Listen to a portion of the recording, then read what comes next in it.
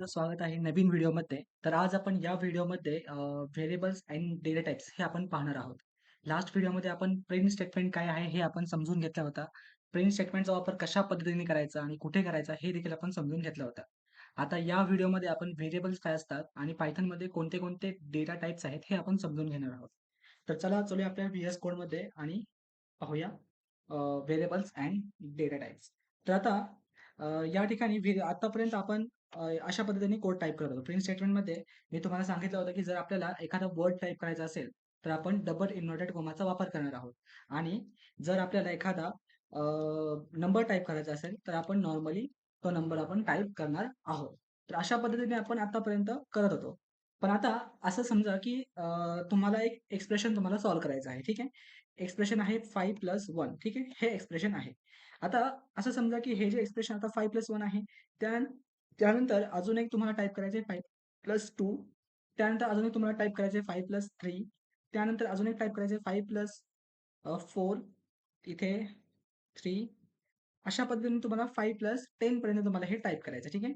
इथे येईल 5 इथे येईल 6 7 8 9 9 आणि इथे 10 ओके. ठीक आहे. तर अशा पद्धतीने तुम्ही काय केलं आहे, एक छोटासा प्रोग्राम तुम्ही इथे टाइप केलेला आहे. ठीक आहे.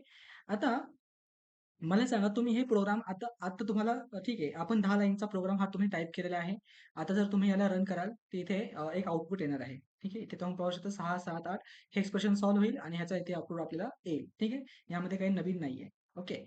आता अजून करा, की हा जो कोड आहे, हा आपण 10 लाईनचा कोड टाइप केलेला आहे आणि आता तुम्हाला तुमचा मॅनेजर तुम्हाला म्हणत आहे, की 5 च्या जागी मला इथे जे 5 आपण घेतलं ना, 5+1, 5+2 आता 5 च्या जागी मला 5 नकोय, मला इथे पाहिजे 10 किंवा मला इथे पाहिजे 15 ठीक आहे. आता तर तुम्ही हे सगळे चेंज करत बसणार आहात का? आता हा 10 लाईनचा कोड आहे म्हणून तुम्ही चेंज करू शकता. ठीक आहे. पण असं समजा, की हा जो 10 लाईनचा कोड आहे, हा 10 लाईनचा कोड नाहीये, तर हा एक 1000 लाईनचा कोड आहे. आणि अशा ठिकाणी तुम्हाला जर का म्हटलं गेलं, की 5 च्या जागी तुम्ही 10 टाइप करा, तर हे तुम्हाला टाइप करणं खूप कठीण जाईल. बरोबर? तर मग हे प्रॉब्लेम सॉल्व्ह करण्यासाठी आपण काय करणार आहोत, आपण व्हेरिएबलचा वापर करणार आहोत. मग आपण आता हे प्रोग्राम असं टाइप न करता आपण काय करणार आहोत, या ठिकाणी मी एक व्हेरिएबल घेणार आहे. आता व्हेरिएबल म्हणजे काय? तर व्हेरिएबल काय करतो, तो आपला डेटा स्टोअर करून ठेवतो आणि आपल्याला जशा पद्धतीने त्याचा वापर करायचा आहे, त्या पद्धतीने आपण त्या व्हेरिएबलचा वापर आपण करू शकतो. आता थोडंसं जर समजायचं झालं, तर आता असं समजून चला, की आपण स्वयंपाकगृहामध्ये एखादी कोणतीही भाजी बनवण्याआधी आपण बाजारातून ती भाजी घेऊन येतो. आता बाजारातून आपण डाळी वगैरे जे जे काही भाजी आपण घेऊन येणार आहोत, ती भाजी घेऊन आल्यानंतर आपण इकडे-तिकडे कुठे फेकून देतो का? नाही देत. आपण त्याला काय करतो, आपण फ्रीजमध्ये असेल किंवा एखाद्या बॉटलमध्ये असेल किंवा एखाद्या बरणीमध्ये असेल, तर आपण त्याला योग्य ठिकाणी स्टोअर करून ठेवतो. बरोबर? तर आणि आपल्याला त्या भाजीची जशी गरज असेल, त्या पद्धतीने आपण त्याचा वापर करतो. अगदी बरोबर. तर मग याच ठिकाणी आपण आता काय करणार आहोत, सॉफ्टवेअर बनवणार आहोत. मग सॉफ्टवेअरमध्ये आपल्याला गरज कशाची आहे? आपल्याला गरज असणार आहे डेटाची. तर आपल्याला ज्या डेटाची गरज आहे, आपण तो डेटा मेमरीमध्ये स्टोअर करून ठेवणार आहोत आणि आपल्याला जशा पद्धतीने त्याचा वापर करायचा आहे, तशा पद्धतीने आपण त्याचा वापर करू शकतो. तर आता त्याच ठिकाणी मग त्याचा वापर करण्यासाठी आपल्याकडे आहेत व्हेरिएबल. आता मी काय करणार आहे, मी a=5 हे केलं. ओके. आणि याचा अर्थ काय केला मी या जो आहे तो आहे व्हेरिएबल ठीक आहे. मग आता या या व्हेरिएबलमध्ये मी कोणता डेटा स्टोअर केलाय? मी 5 नावाचा हा डेटा 5 हा नंबर मी स्टोअर केलेला आहे मध्ये. म्हणजे याचा अर्थ काय झाला, की मी ज्या ठिकाणी चा वापर करेल, त्या ठिकाणी इनडायरेक्टली मी कशाचा वापर करत आहे? 5 चा वापर करत आहे. आता इथे पाहू शकता मी इथे प्रिंट स्टेटमेंट टाइप करत आहे. तर मी आधी कोड टाइप केला होता तोच. आता फक्त इथे मी 5+1 न करता मी इथे काय करेल? a+1 ठीक आहे. मी इथे करेल a+1 त्यानंतर इथे a+2 त्यानंतर इथे सॉरी a+2 त्यानंतर इथे करेल मी a+3 त्यानंतर इथे a+4 a+5 a+6 7 ओके. त्यानंतर इथे 8 आणि इथे 9 आणि इथे 10. अशा पद्धतीने मी कोड टाइप केलेला आहे. आता जर का मी याला रन केलं तर आपण पाहूया आउटपुट काय येतंय. हे पहा 6, 7, 8 म्हणजे याचा अर्थ काय झाला, ह्या च्या ठिकाणी काय आलेला आहे, हा 5 हा नंबर च्या ठिकाणी आलेला आहे. कारण की आपण इथे काय केलं, त्याला स्टोअर केला. कशामध्ये? या व्हेरिएबलमध्ये आपण त्याला स्टोअर केला. ठीक आहे. तर आता जरी मला मॅनेजर म्हणला, की मला ह्या 5 च्या जागी मला 5 नकोय, मला इथे 10 पाहिजे, तर मी फक्त ही पहिली एक लाईन चेंज करेल, जेणेकरून हे चेंजेस सर्वकडे होतील. ठीक आहे. इतर ठिकाणी पण होतील, ज्या ठिकाणी मी चा वापर केलेला आहे. आता जर का मी याला रन केलं तर आपण पाहू शकता इथे नवीन आउटपुट आलंय 11, 12, 13 म्हणजे 10+1, 10+2, 10+3 हे नवीन आउटपुट आलेलं आहे. म्हणजे अशा प्रकारे आपण व्हेरिएबलचा वापर करू शकतो. ठीक आहे. आता एक गोष्ट लक्षात ठेवायची नेहमी, ज्यावेळेस तुम्ही व्हेरिएबलचा वापर करणार आहात, ह्या व्हेरिएबलमध्ये आपण फक्त नंबर स्टोअर करू शकत नाही. या व्हेरिएबलमध्ये Pythonमध्ये वेगवेगळ्या प्रकारचे डेटा टाइप्स आहेत. तर त्या सर्व डेटा टाइपला आपण या व्हेरिएबलमध्ये स्टोअर करू शकतो. या व्हेरिएबल म्हणजे याचा अर्थ फक्त ए का? अगदी बरोबर नाही. ठीक आहे. तर यामध्ये आपण इतर जे काही डेटा म्हणजे व्हेरिएबलचं जे नाव आहे, ते आपण कोणतेही नाव देऊ शकतो. ठीक आहे. आता या ठिकाणी मी ए घेतलेलं आहे. मी बी देखील घेऊ शकतो.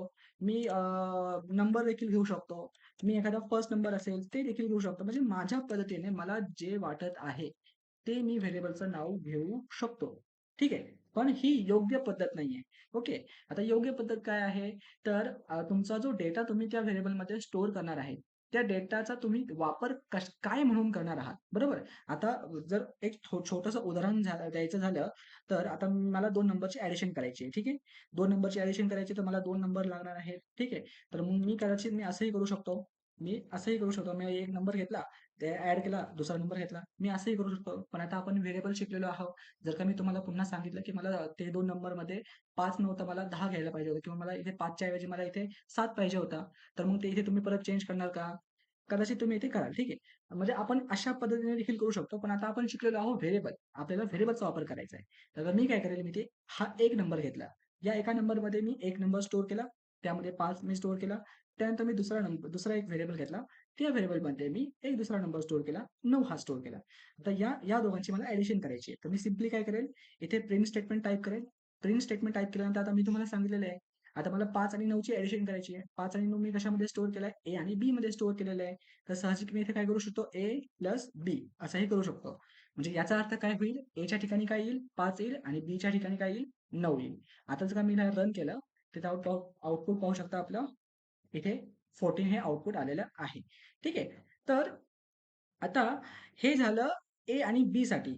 आता असं समजून चला, की तुम्ही हे जे 2 लाईन आहेत, ते आपण इतर फाईलमध्ये स्टोअर करून ठेवलेले आहेत आणि त्या फाईलमधून आपण त्याचा वापर करत आहोत. ठीक आहे.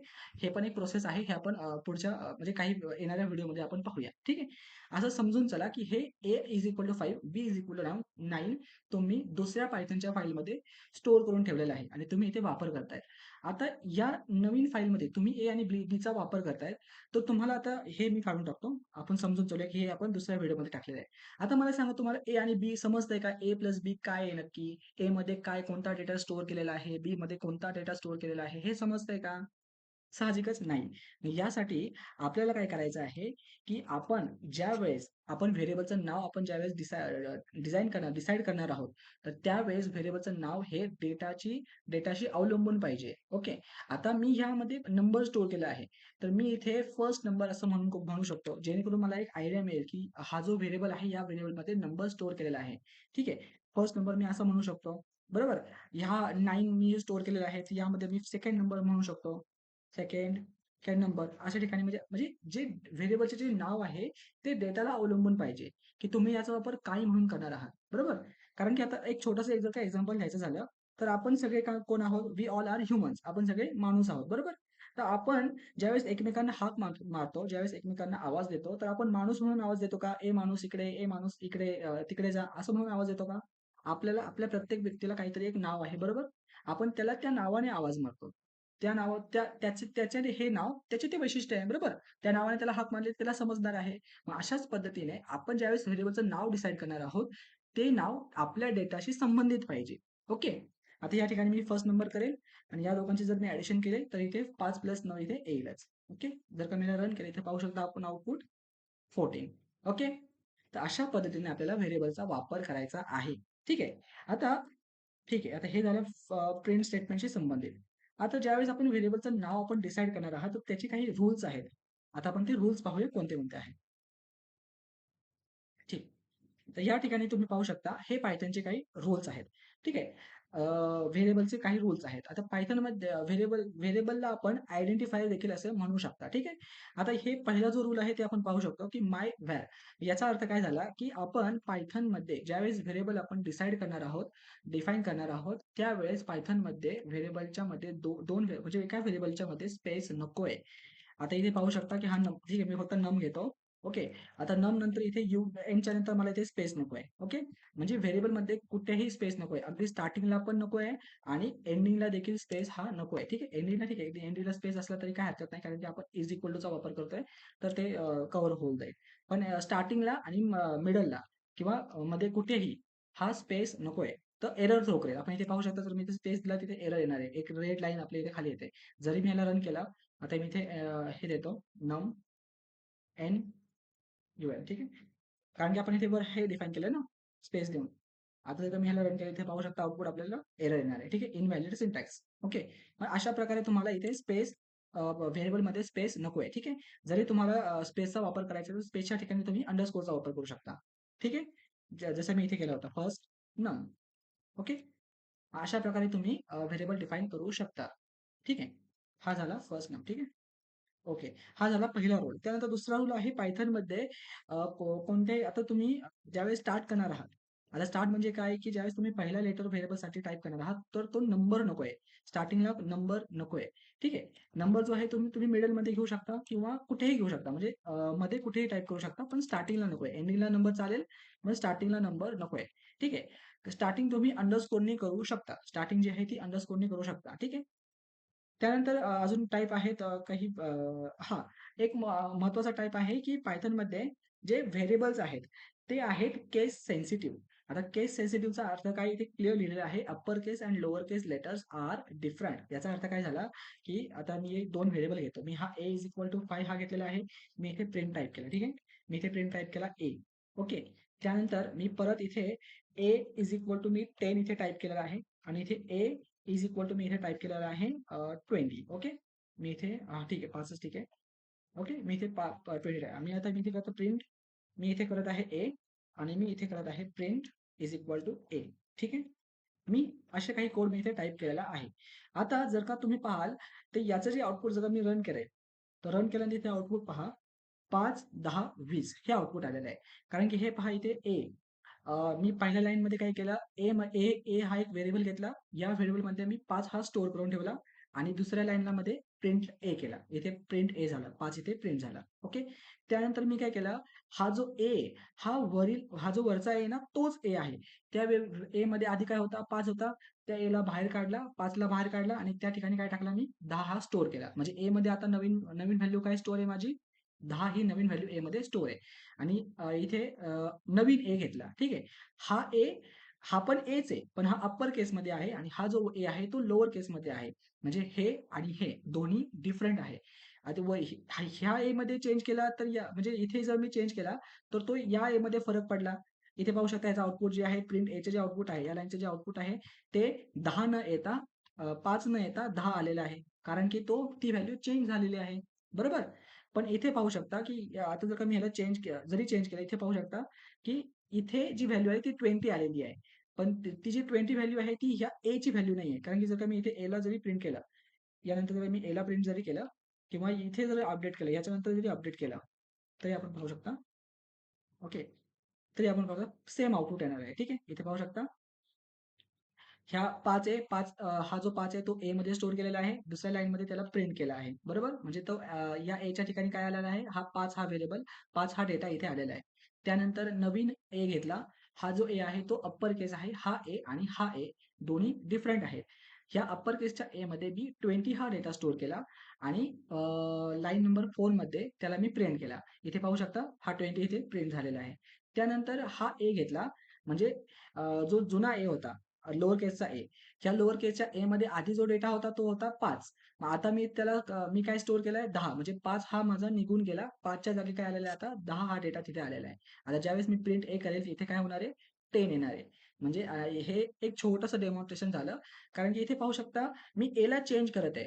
जर हा ए आणि हा ए जर सेम असले असते तर इथे 20च्या जागी 10 आलं असतं. बरोबर? पण इथे 5च्या जागी 10 आलेलं आहे. ठीक आहे.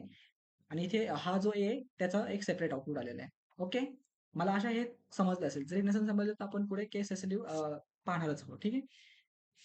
ओके.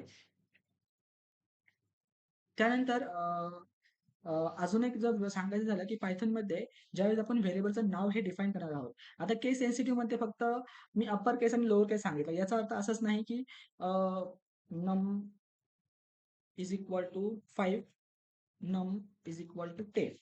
याचा अर्थ असा नाही, की फक्त ऑल अप्पर केस नाही. तर एक एक जरी वर्ड दुसऱ्या केसमध्ये असला, यामध्ये जर मी हा एम मी स्मॉल घेतो, हा एन पण मी स्मॉल घेतो आणि यूला मी कॅपिटल ठेवतो.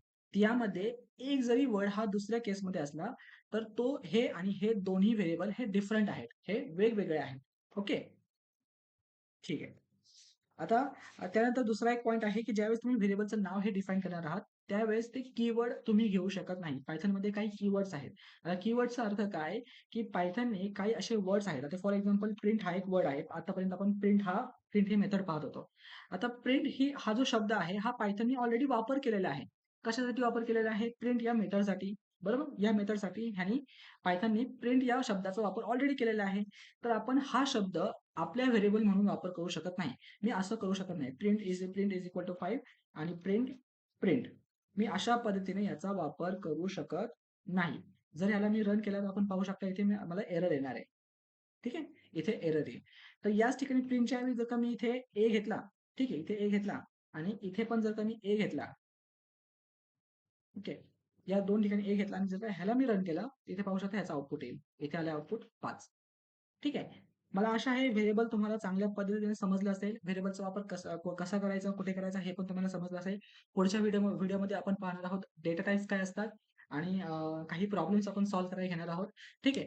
तर भेटू आपण पुढच्या व्हिडिओमध्ये. थँक जर तुम्हाला कोणताही कसलाही डाउट असेल तर तुम्ही कमेंट बॉक्समध्ये टाइप करू शकता. मी नक्कीच पुढल्या व्हिडिओमध्ये तुमचे डाउट्स क्लिअर करेल. ठीक आहे. धन्यवाद.